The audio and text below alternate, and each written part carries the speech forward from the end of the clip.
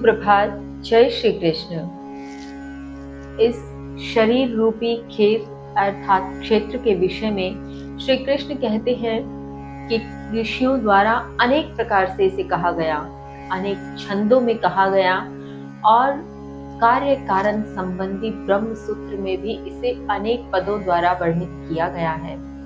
साथ ही श्री कृष्ण कहते हैं कि यह क्षेत्र पंच महाभूत से बना, पंच तत्व से बना, साथ ही मन बुद्धि अहंकार 10 इंद्रियां और 5 इंद्रियों के विषय और इसके साथ साथ इच्छा, द्वेष, सुख दुख इत्यादि सब विकारों सहित यह क्षेत्र संक्षेप स्वरूप में अनेक प्रकार से कहा गया है। अब श्री कृष्ण इसके विषय में आगे क्या कहते हैं, किस प्रकार से अर्जुन को उसके प्रश्नों का उत्तर देते हुए आगे समझाते हैं, आइए जाने श्लोक संख्या 8।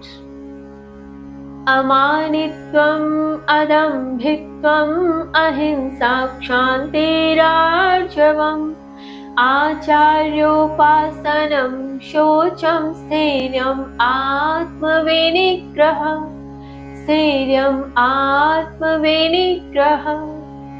चूंकि श्लोक संख्या 8 व 9 संयुक्त रूप से अर्थ को सहेजे हैं, अतः हम सर्वप्रथम उच्चारण करते हैं श्लोक संख्या 9।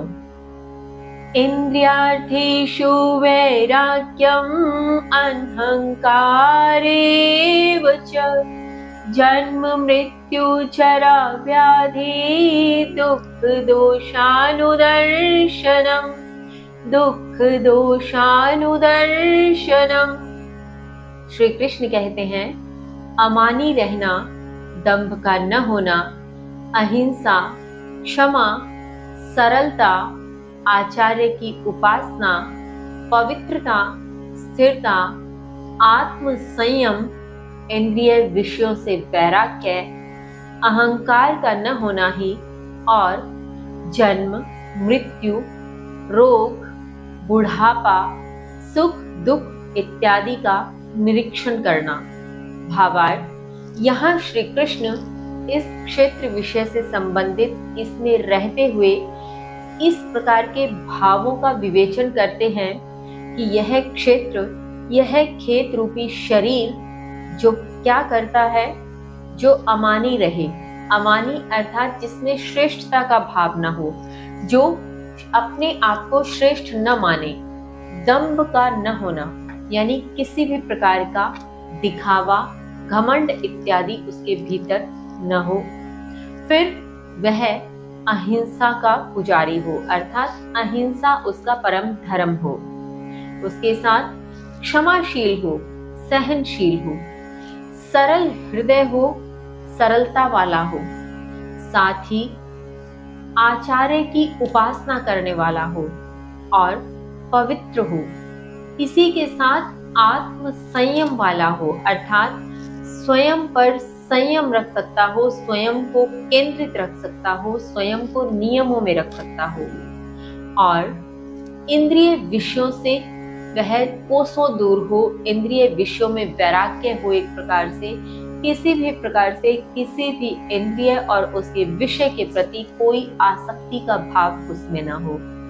इसी के साथ वह अहंकार से रहित हो, जिसमें अहंकार का भाव न हो और जन्म में, मृत्यु में, बुढ़ापे में, रोग अर्थात किसी भी प्रकार की बीमारी में, सुख में, दुख में, सबका समभाव से निरीक्षण करने वाला हो। निरीक्षण अर्थात अवलोकन करता हो, एक प्रकार से दृष्टा हो, वह उसमें रमे नहीं, उसमें आसक्त नहीं हो, यह सब उसमें समान भाव से उसके भीतर चलते रहे।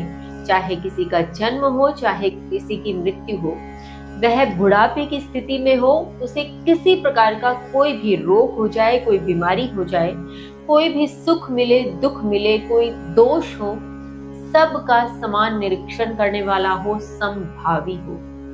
अब इसके आगे श्री कृष्ण इसे विस्तृत स्वरूप देते हुए क्या कहते हैं जानेंगे कल। तब तक के लिए जय श्री कृष्ण।